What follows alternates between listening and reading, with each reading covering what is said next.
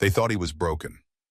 A retired canine dog named Storm, once hailed as a national hero, was now pacing in circles, tail rigid, eyes locked onto an empty stretch of drywall in the corner of an old nursing home. Then came the barking, sharp, relentless, echoing through the quiet halls like a fire alarm in the dead of night. At first, everyone laughed it off. Must be a rat in the wall, someone joked. Maybe he smells mold, another added. But then Storm did it again. And again, always at the same wall, always at the same hour. And the look in his eyes, that wasn't fear. That was a warning. Storm wasn't supposed to be here for detection work.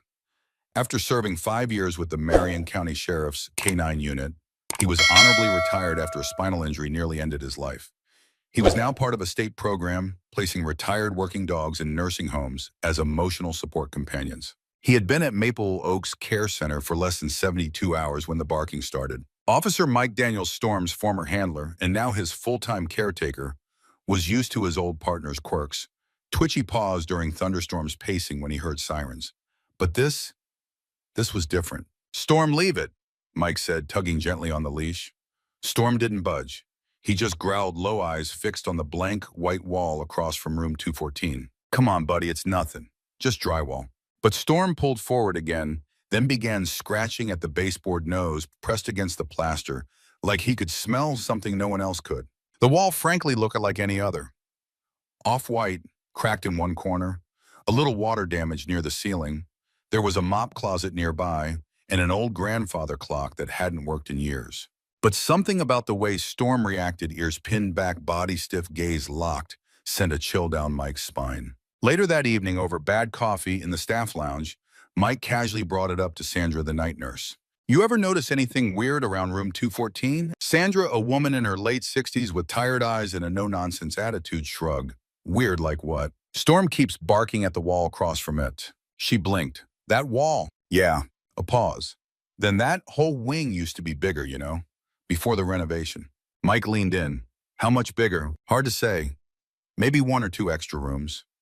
They walled it off years ago. Said it wasn't up to code." "Who said that?" "Old management. Place changed hands 3 times in the past decade. Nobody keeps track of what's original and what's not." She sipped her tea. "Why you think your dog smells asbestos or something?" "I think he smells something alive." The next day, Mike walked Storm past the wall again, leash in hand. Same reaction. Barking, digging, whining. But this time something else happened. An old resident named Mr. Harper, who usually kept to himself, shuffled out of his room and watched silently. "You all right, Mr. Harper?" Mike asked. The old man didn't answer right away. Instead, he stared at the wall, then at Storm, then back at the wall. Finally, he said, "That dog sees what y'all refuse to see." Mike frowned. "What do you mean?" Mr. Harper's voice dropped to a whisper. "She's still in there." "Who?" The man gave no answer, just shuffled away, muttering something under his breath about ghosts and secrets, and they never let her out. That night, Mike couldn't sleep. He opened his laptop and tried to search for any history about Maple Oaks. No lawsuits, no missing person reports, no complaints on public record. But the place had changed owners frequently, and there were suspicious gaps in the online archives whole years, with no inspection logs or renovation permits. He leaned back in his chair. "What are you trying to tell me, Storm?" The dog curled on his blanket nearby didn't move. By the 3rd day, staff started complaining. Storm's barking was too loud. Residents were getting agitated. The administrator, Ms. Lovett, pulled Mike aside. "Officer Daniels, I understand you're very fond of your dog, but we can't have this kind of disruption. If he keeps this up, I'm afraid we'll have to remove him from the building." Mike tried to reason with her. "What if he's trying to tell us something?" Ms. Lovett's face darkened. "It's just a wall, officer. Let's not go chasing ghosts. Sometimes ghosts are just unsolved crimes." That didn't go over well. "Hey, if you believe dogs, like Storm, deserve more than just medals and that their instincts can save lives, make sure to subscribe to our channel, Heroes for Animals. We tell the stories that others ignore." That evening, Mike waited until the halls were empty. He didn't want to get fired or fined, but he also couldn't shake the feeling that Storm was right. He returned to the wall Storm beside him and pressed his ear against it. Nothing. But when he knocked lightly, 3 taps, Storm growled. Mike pulled out a flashlight, crouched down, and examined the floorboard carefully. Then he saw it. A thin hairline crack, almost imperceptible, running vertically along the drywall. A poor patch job. "Somebody sealed something back here," he murmured. He pulled out his multi-tool and began to scrape gently at the wall. Storm stood perfectly still, tail low, body tense. The tip of the tool scraped something metal. Mike froze. Then came a sound so faint, he almost thought he imagined it. A thump from the other side of the wall. Not a pipe, not a rat, a human hand, knocking back. Mike stumbled back, heart pounding. Storm growled again, louder this time. Somewhere down the hallway, a resident's call light pinged. Mike didn't move. He stood frozen, staring at the wall. There was someone in there. Alive. He dialed 911. As the phone rang, he looked down at Storm and whispered, "You were right." Storm just stared at the wall, silent now. Watching, waiting. Because whatever was behind that wall wasn't done waiting yet. The 911 dispatcher didn't believe him at first. "You said you heard someone knock from inside the wall." Mike gripped his phone, staring at the drywall as Storm stood beside him, tail stiff, still watching. "That's right," Mike said. "It wasn't a pipe. It wasn't settling wood. It was a knock. 3 taps. Deliberate." The dispatcher hesitated. "Are you in immediate danger?" "No," he said. "But someone else might be." Emergency services arrived 11 minutes later. Mike met them outside, not wanting to raise alarm among the residents. The place was quiet, too quiet. The kind of quiet that only deepened the unease. Firefighters brought thermal scanners and ground-penetrating radar. One of them, a young guy named Cruz, studied the readings and raised an eyebrow. "There's an insulated gap behind that wall," Cruz said. 2 feet wide, maybe 10 feet across. Could be a sealed utility room. "No," Mike said. "There's something moving in there." Cruz didn't argue. He just nodded to his team and started prepping the tools. Inside, Storm sat in front of the wall, ears perked up, eyes sharp. He hadn't barked since the night before. It was like he was waiting for permission or a reunion. The first strike of the sledgehammer echoed through the hallway like a shotgun blast. Plaster cracked, dust floated. A resident in the distance rang their call bell, likely disturbed by the noise. But Mike couldn't tear his eyes away. It took 4 hits. On the 5th, the wall split. A chunk of drywall fell inward, revealing a small dark cavity lined with rotting insulation and something else, an old wooden panel, like a false door. The firefighter stepped back. "You smell that?" Mike did. A mix of mold, old metal, and something worse, like the inside of a forgotten attic after a storm. They pried the wooden panel loose, and then there she was. She was curled on the floor, her back hunched, skin pale and bruised from time and isolation. Her hair was gray and wild, her eyes wide and darting under the flickering flashlight beam. She looked feral, starved, terrified, and alive. "Ma'am," one of the EMTs called, gently crouching. "Can you hear me?" Her eyes flinched toward him, but she didn't speak. Storm, without waiting for a command, walked forward slowly, ears lowered, and stopped just short of the threshold. Then he lay down. The woman looked at him, and for the first time her expression changed. Her lips trembled, her eyes welled, and she whispered something so soft Mike almost didn't hear it. "You came back." The EMTs moved quickly after that, getting her onto a stretcher, checking vitals, asking questions. She couldn't answer most of them. No medical bracelet. Just a faded cloth dress and a 6-digit number stitched into the sleeve, number 30927. "Who the hell is she?" Cruz muttered. Mike didn't say anything. His mind was racing. How long had she been in there? Days, weeks, or years? She was skeletal. Her wrists had ligature marks, old ones. She had pressure sores and sunken eyes. But somehow she had survived. At the hospital, doctors worked to stabilize her while police began investigating. Mike stayed behind at Maple. Maple Oak is sitting alone in the break room with a lukewarm cup of vending machine coffee, and Storm curled at his feet. He thought back to the night nurse's comment. That wing used to be bigger. He opened his phone and pulled up the old blueprints again. Sure enough, there it was, a room labeled Room 309, listed on plans from 1994. But on newer maps, it was gone, erased, as if she had been erased with it. The next morning, detectives arrived. The media hadn't picked up the story yet, but it was only a matter of time. The administrator, Ms. Lovett, looked pale as she spoke with them in her office. "I've only been here 3 years," she said. "We didn't even know that room existed. It wasn't on any of our documents." One detective, a tall guy with a Boston accent, asked, "In your maintenance logs?" Lovett swallowed. "Incomplete. We inherited a mess when we bought this place."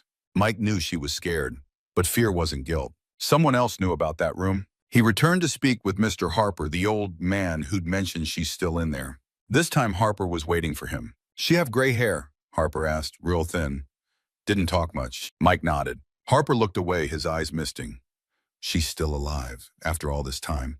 You knew her. Not her name. None of us did. Just called her the quiet lady. She was here when I moved in back in '06. Used to sit in the garden sometimes. Never talked. And then she just disappeared one day. Folks asked about her. Staff said she moved facilities, but I knew. I knew that wasn't true. Mike frowned. Why didn't you say something? Harper looked at him raw and tired. Who would believe me? I've got Parkinson's. Sometimes I forget my grandkids' names. They'd say I imagined her. Mike didn't respond, because he might have said the same thing until Storm started barking at a wall no one else noticed. That night, Mike sat with Storm by the window of their small apartment above the fire station. I don't know what they did to her, he said quietly, but someone put her in that wall and expected her to never come out. Storm nuzzled his leg and rested his head on Mike's foot. Whatever comes next, Mike whispered, we see it through. 2 days later, a break came. The 6-digit number on her sleeve. It matched an internal patient catalog from a defunct private healthcare firm, Pharmaco West. The firm had been subcontracted in the early 2000s to run experimental elder care studies under the radar funded by private investors. Most of their files had been sealed after a civil suit in 2008. But one thing stood out. Patient 3927, Grace L. status unstable response, reassigned to off-site observation. There was no forwarding address, but a surviving administrator listed in the lawsuit, Edward Kinney. And guess who had served as the director of operations at Maple Oaks in 2009? That's right, Edward Kinney. The hospital released a statement saying that the woman, presumed to be in her 80s, remains in critical condition, but is expected to survive. They didn't release her name because she still hadn't spoken more than 5 words. She refused to answer any questions, except when Storm visited. Mike brought him once out of instinct. He thought maybe it would comfort her. And it did. When Storm entered the room, Grace L. turned her head for the first time all day. Her expression changed, her lips parted, and she whispered, he found me. Then she fell asleep, clutching the side of Storm's harness like a lifeline. Back at Maple Oaks, room 309 had been torn apart. The police sealed the area as a crime scene. Investigators were combing through years of forgotten files and ignored inspections. Mike stood in front of the torn drywall with Storm at his side. I don't know how you knew, he said, but you knew. Storm sat quietly, his gaze fixed on the empty wall. Then slowly he turned and walked away as if to say, there's more to find. And Mike believed him. Because in a place like Maple Oaks, walls didn't just hide mold and wiring. They hid secrets. The woman in the wall had a face now. A nurse at St. Anthony's Hospital was checking vitals when the elderly patient previously listed as Jane Doe suddenly muttered something under her breath. Not a random sound, not gibberish, a word. Or maybe a name. Grace, she whispered. The nurse stopped. Grace, is that your name? The woman blinked slowly, her hands trembled, but her lips curled just slightly as if she'd pulled something out from the depths of a fog that had swallowed her for years. Later, when Mike visited with Storm, the nurse told him, she said her name's Grace. Mike nodded. It fits. But still, there was no last name, no social security number, no relatives listed in any national registry. Nothing. It was like she'd been erased on purpose. That night, Mike sat in his truck outside the hospital with Storm asleep in the passenger seat. He flipped through his old notebook, scribbling possible leads, timelines, names. Grace, Pharmaco West, Edward Kinney. None of it added up yet, but something inside him told him they were all connected. He picked up his phone and called a friend, Detective Ronnie Taylor from the old Missing Persons Division in Eugene. You remember Pharmaco West, Mike asked. Ronnie exhaled. Yeah, that was a mess. Clinical trials in nursing homes, under-the-table deals with assisted living facilities. Most of it was buried under sealed settlements. You ever hear the name Grace L. tied to that mess? A pause. Can't say I have, Ronnie said. But now you've got me curious. At Maple Oaks, the atmosphere had shifted. Room 309, now fully revealed, was sealed off with police tape. Investigators came and went, snapping photos, scanning for fingerprints, and lifting decades-old floorboards. Residents whispered.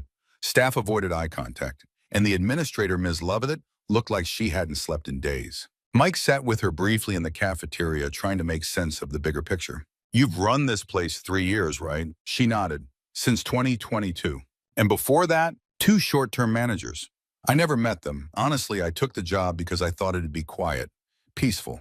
Did you ever come across the name Kinney? Her fork paused midair. Kinney, as in Edward Kinney. Yeah, I've seen it. Once or twice, on old invoices, the man who hired the original maintenance crew. But that's all I know. Why? Mike didn't answer right away, because in his gut, he knew this went deeper than a single woman trapped behind a wall.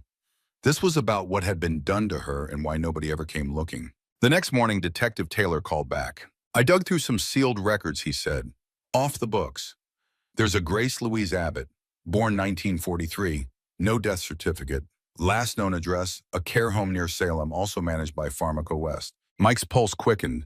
How'd she end up here? That's the thing she didn't. There's no transfer paperwork. No admission logs. She just vanished from the system in 2006. That was the year Mr. Harper said the quiet lady disappeared. Taylor added, there's a theory that some of these memory loss studies were more like containment programs. They isolated high-risk patients, those with early onset dementia, mental illness, or unpredictable behavior, and used them to test unauthorized meds. No oversight, no follow-up. And when funding dried up, they disappeared. Mike hung up and looked down at Storm, who was now sitting beside the torn-up wall of room 309. His ears twitched. His body was tense alert again. You smell some... Mike asked. Storm didn't bark. He just moved forward, nose low, tracing the perimeter of the room. Then he stopped at the far corner, right beside an old radiator, half sunken into the floor. Storm scratched lightly at the floorboards. Mike pulled out his pocket knife and pried up a loose panel. There, wrapped in plastic and tucked beneath the boards, was a leather-bound notebook, old frayed, stained by time. He opened it carefully. Most of the pages were blank, but near the middle in shaky cursive were scattered entries. Day 14, they told me the trial would be short. Just 60 days. I haven't seen the sun in weeks. Day 33, the walls are closing in, literally. They say I'm unstable. I say they're murderers. Day 47, I hear a dog barking sometimes, but I think it's only in my head. Day 100 plus. They gave me a shot today. I woke up in darkness. No one comes anymore. No more food, no light, only sleep. Mike swallowed hard. Jesus! He flipped to the last page. There was a single name scrawled in large, trembling letters. Kinney. The notebook changed everything. Mike delivered it to the investigators, who opened a formal case against Pharmaco West and began tracing every name tied to the abandoned memory study program. Kinney, who had since relocated to Arizona under a different business name, was now being pursued for questioning by state authorities. As the story hit local news, elderly woman found alive behind wall after 17 years, Storm became an unlikely celebrity. The canine who wouldn't stop barking had become a symbol of vigilance and compassion. People sent cards, treats, even a custom-stitched patch for his harness, Storm the Truth Seeker. But Mike knew this wasn't over. He returned to the hospital later that week to visit Grace. She was sitting up now, eyes clearer, though still fragile. A nurse was brushing her hair when Mike entered the room with Storm. Her face lit up. Storm, she said quietly. Mike smiled. You remember his name? Hard to forget a dog who saves your life, she whispered. He sat down beside her. We found your journal. Her expression faltered. They kept it under the floor. I think they were hoping no one would ever read it. Grace nodded slowly, staring at the window. They said I was dangerous, she said, because I wouldn't cooperate, because I asked questions. I used to be a nurse, you know. I saw what they were doing. The others were too afraid to speak.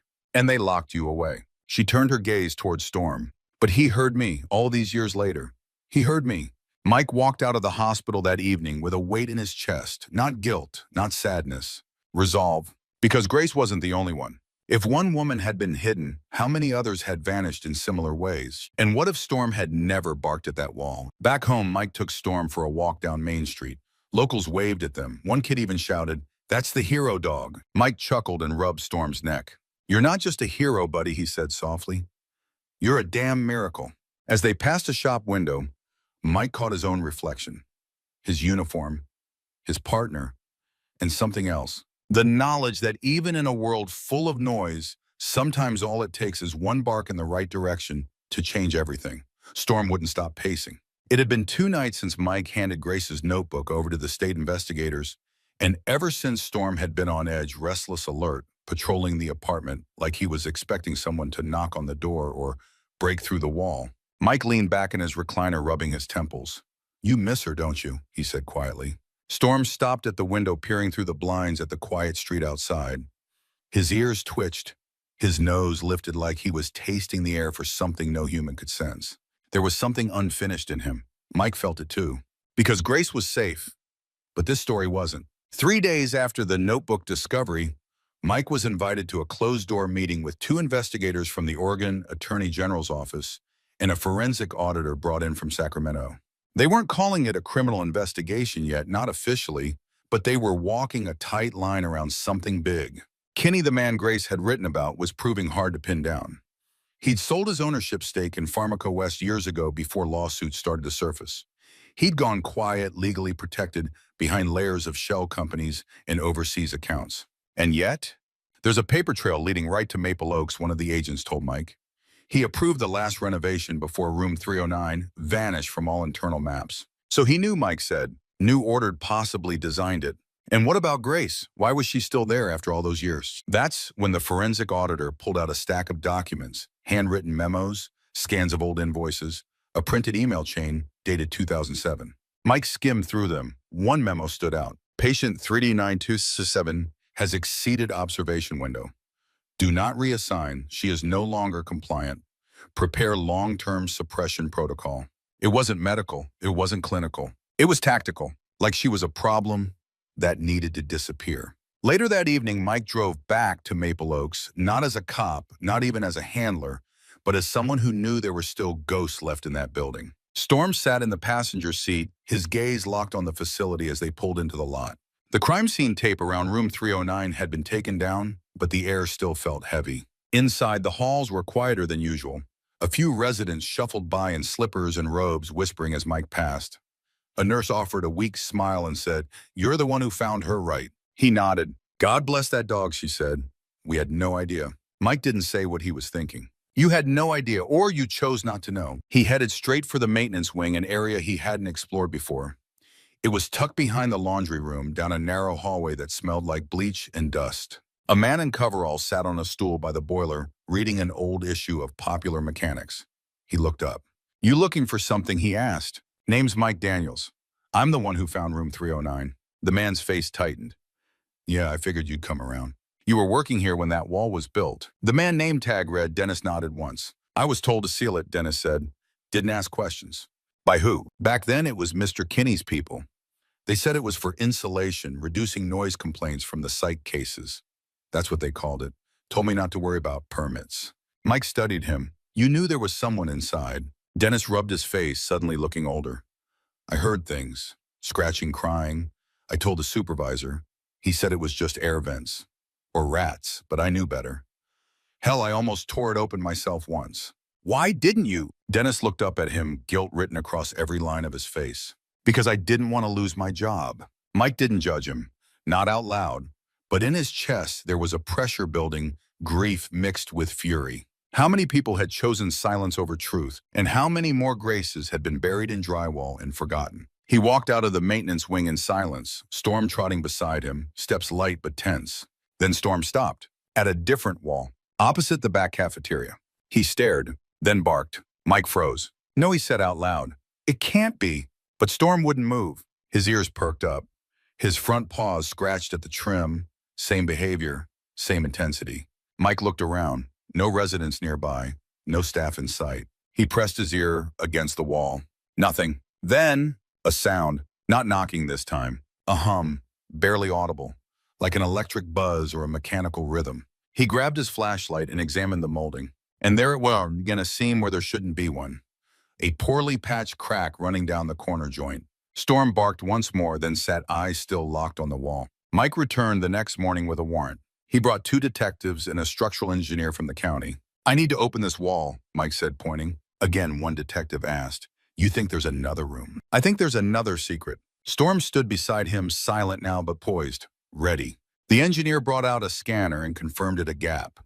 Not large, not human-sized, but something was back there. They opened it carefully this time. No sledgehammer, just precise cuts through old plaster and paneling. And behind it, a chamber. No doors, no vents, no light, just boxes. Inside were dozens of manila folders, sealed baggies, and cassette tapes, all carefully labeled, all bearing Pharmaco West's old letterhead. They'd found the archive, patient records, dosage charts, experiment logs, names, photos, dates. Some files had red X's over them. Others were tagged with status updates like inactive or terminated. Grace's number 309207 was listed in multiple places. One entry read, subject non-compliant after week 8. Response unstable. Transferred to manual isolation per Kinney directive. Another, observation phase terminated. Retain physical subject for long-term silence protocol. Mike couldn't breathe. This wasn't medicine, this was containment. That evening he sat in his truck again, with Storm staring at the nursing home under a darkening sky. I don't think she was the only one, he said quietly. Storm didn't move, but Mike could feel his presence, steady grounding, watching. What if there were more trials, other facilities? What if Kinney did this somewhere else? He looked at the file in his lap, Grace's full record. And at the bottom of the last page, Phase 3, Site Expansion Proposed Locations, Idaho, Utah, West Texas. He turned on the radio, static, then a song, some classic country tune humming about forgotten roads and buried sins. The kind of song you don't really listen to until the words hit you in the right moment. Sometimes the truth don't knock, it scratches at your door. Mike reached over and placed a hand on Storm's shoulder. You ready for one more? Storm finally turned toward him, wagged his tail once, and gave a soft, low bark. That was a yes, because Storm didn't chase ghosts. He chased what the world tried to forget. Mike had driven through 4 states in 3 days. Oregon to Nevada, Nevada to Utah, then finally Arizona. Storm sprawled across the backseat of the truck, lifted his head every few hours to watch the desert roll by his eyes, sharp but quiet, like he knew where they were going even if Mike didn't. The folder lay on the passenger seat, its edges worn from handling. Inside were photocopies of patient records, faded notes, and one name circled in red ink again and again. Edward Kinney. Grace's final journal entry didn't name anyone else, just him. Over and over. Mike had stared at that page too many times. After the discovery of the hidden archive behind the cafeteria wall, state investigators had been granted broader access to sealed records from the now-defunct Pharmaco West. It didn't take long for one name to appear at the top of every questionable transaction. Kinney had dodged accountability for nearly 2 decades. He didn't show up in lawsuits, never faced criminal charges, never spoke to the press, because Kinney knew how to vanish without disappearing. But that was before Storm scratched open a wall. According to the latest intel, Kinney was living under a new identity, David Ellison, in a private retirement community outside Scottsdale, Arizona. Gated, expensive, quiet. A good place for ghosts to hide in plain sight. Mike wasn't sent by the state, not officially. The paperwork was still grinding through bureaucratic mud. But he wasn't about to wait for a green light while the man responsible for burying people alive watered his desert lawn. He wasn't going down there to arrest him. He just wanted Kinney to look into Storm's eyes and remember. The sun was just starting to sink when Mike pulled into the Whispering Palms Senior Villas. The whole place looked like it had been designed to erase guilt. Stucco villas in beige and coral tones, palm trees rustling, golf carts humming, fake smiles everywhere. Mike parked outside Villa 6B. He didn't ring the doorbell, he just knocked 3 times. A moment later, the door creaked open. The man who answered was in his 80s. Thin, bald, tan skin, too tan for someone who claimed to be homebound. But the eyes, they were cold, surgical. Mike didn't say his name, just stepped back and motioned towards Storm. Storm walked up to the doorway and sat right in front of Kinney and stared. Kinney stiffened, just for a second, but Mike saw it. You remember him? Mike asked quietly. Kinney blinked. You've made a mistake. No, you changed your name. That's not a mistake. That's intent. I'm not who you think I am. Mike stepped forward, lowered his voice. Grace Abbott, patient 3-9207. You locked her in a wall. Kinney didn't move. His expression didn't change. But something in his jaw tightened. She's alive, Mike said. She survived. That got a reaction. Just a twitch of the mouth. Mike stepped even closer. She remembers you. Kinney's voice was calm when it came, almost gentle. She wasn't supposed to survive. The words hit harder than a punch. Mike felt his hands ball into fists. Storm growled softly, his body tense. What the hell does that mean? Mike snapped. Kinney shrugged. We were told to test the limits of isolation therapy, memory detachment, neural repatterning. Grace was the final phase. She was a person. She was an anomaly. Resistant, non-responsive to sedation, uncooperative. We were ordered to remove her from the study. So you buried her. Kinney didn't answer. Mike took a deep breath. He wasn't here to throw punches. But it was getting harder by the second. You know what we found behind that wall, he asked. Your conscience. No, your legacy. Mike tossed a small object at Kinney's feet. A metal tag, 309-207. Kinney stared at it. Mike continued. The state of Oregon is preparing charges. Civil suits are coming. Grace's story is national now. Your name's going to be back on every headline. I have lawyers. You're going to need them. Kinney nodded slowly, then stepped back and started to close the door. Before he could, Storm stepped forward and barked one sharp, earth-shaking bark. Kinney froze. The door hung half open. He didn't look down. He just said dogs never forget. Then he shut the door. Mike stood there for a moment. Storm let out a low whine. He didn't even flinch, Mike muttered. No apology, no regret. But as they walked away, he noticed something strange. A man in a golf cart watching from across the road. He waved. Mike waved back politely. But something felt off. The man wasn't a resident. His posture was too upright, too alert. Back at the motel that night, Mike stared at the ceiling fan running the encounter over and over in his head. Why didn't Kinney deny it? Why admit she wasn't supposed to survive? Because he thought he was untouchable. Or because he wasn't afraid. Storm curled up at the foot of the bed, still as a statue. Then came the knock. Mike jumped to his feet. He opened the door slowly. A man in a baseball cap stood in the hallway. Mike Daniels. Mike nodded. I'm Agent Cole, Department of Justice. We need to talk. They sat down at the tiny table beside the motel microwave. Agent Cole placed a folder on the table. You're not the only one who's been digging. Mike raised an eyebrow. Cole opened the folder. Inside were photos of other facilities similar to Maple Oaks across the Midwest and Southwest, all once affiliated with Pharmaco West or its partner firms.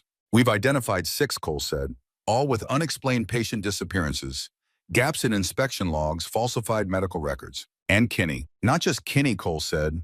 There's a network, investors, consultants, medical boards that look the other way.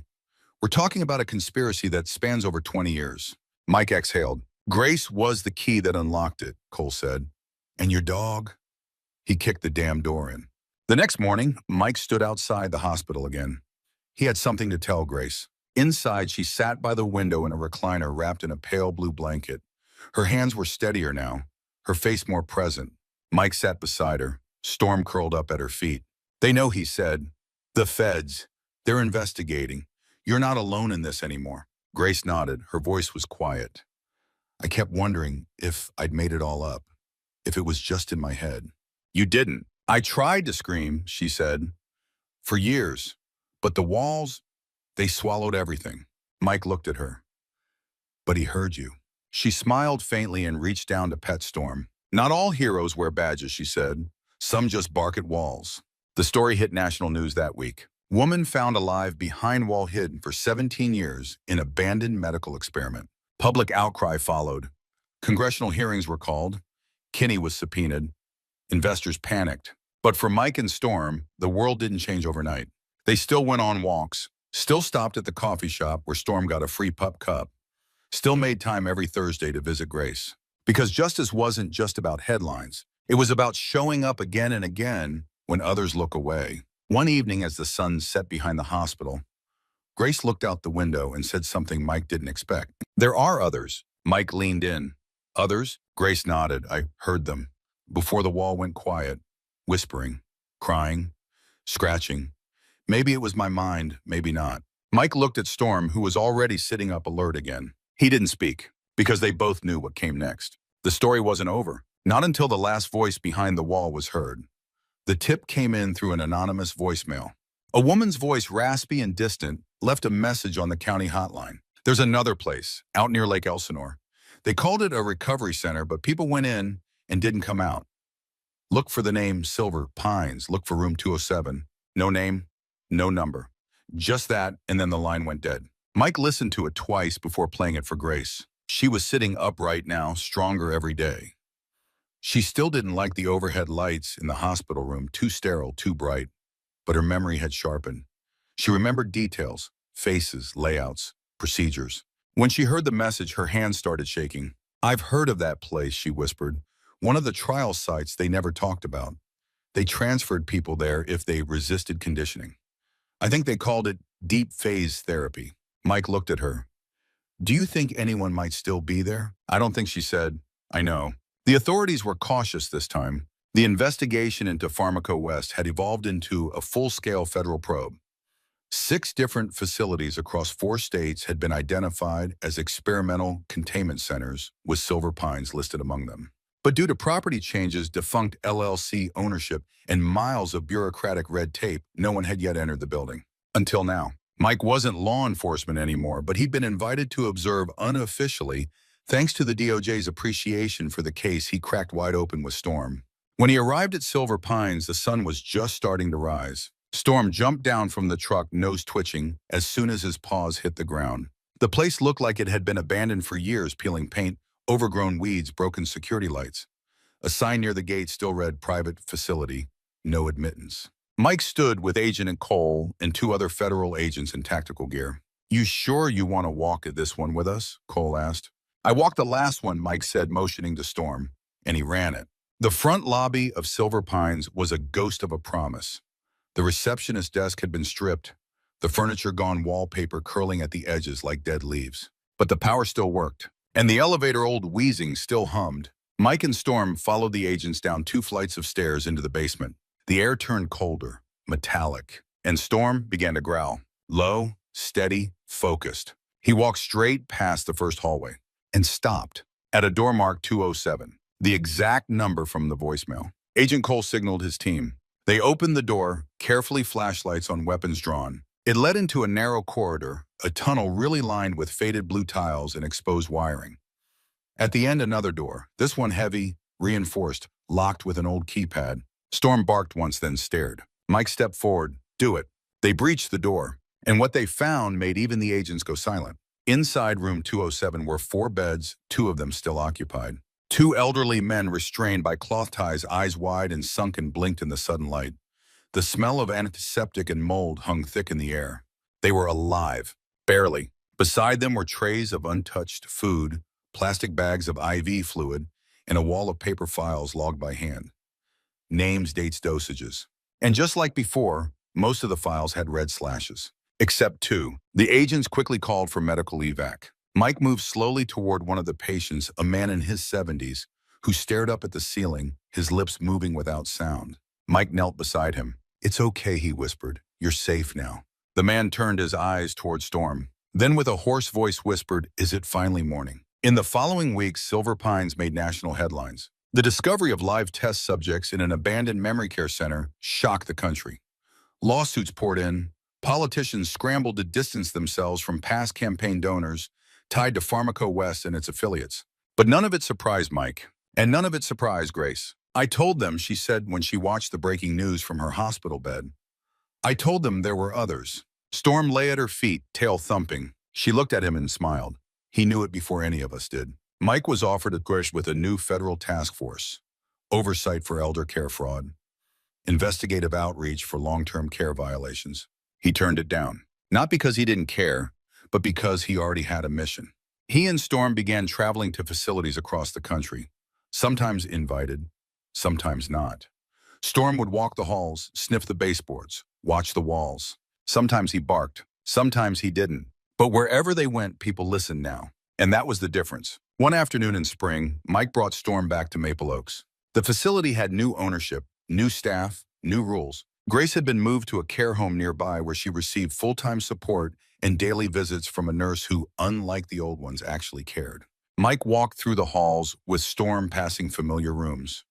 Room 214, the cafeteria, the corridor that used to be blank but now had a window and sunlight. When they passed the old site of room 309, Storm stopped, then lay down, silent, calm, as if to say, "We did what we came to do." That evening, Mike sat on the porch of the care home with Grace sipping iced tea. Birds chirped. A breeze rolled through the pines. Grace looked at him. "You think they'll ever be punished, the people behind it all?" Mike shrugged. "Some will, others won't, but now the world knows." Grace nodded, her voice soft. "And knowing is where healing begins." Storm barked once, almost like agreement. She reached down and scratched behind his ears. He never gave up. "No," Mike said, "he never does." Storm passed away 2 years later, peacefully, at home, surrounded by people who loved him. He was buried beneath a tree behind Mike's cabin with a simple plaque that read, "Storm, he heard the voices no one else did." Mike visits the grave often, sometimes with coffee, sometimes with questions, and always with gratitude, because it was never about being a hero. It was about not turning away. Today, Mike runs a small nonprofit called Voices Unheard, dedicated to investigating neglect, abuse, and hidden crimes in long-term care facilities across the U.S. The first thing you see on their homepage, a photo of Storm. Beside it, a quote, "Justice starts with listening to the ones who can't speak." Thank you for following this journey. Storm's story isn't just about one dog or one woman. It's about how easily we forget the most vulnerable and how important it is to pay attention when someone or something refuses to stay silent. We'd love to hear your thoughts. Do you believe dogs can sense evil? Or maybe even the truth? Let us know in the comments, and if this story moved you, please share it. You never know who might need to hear it.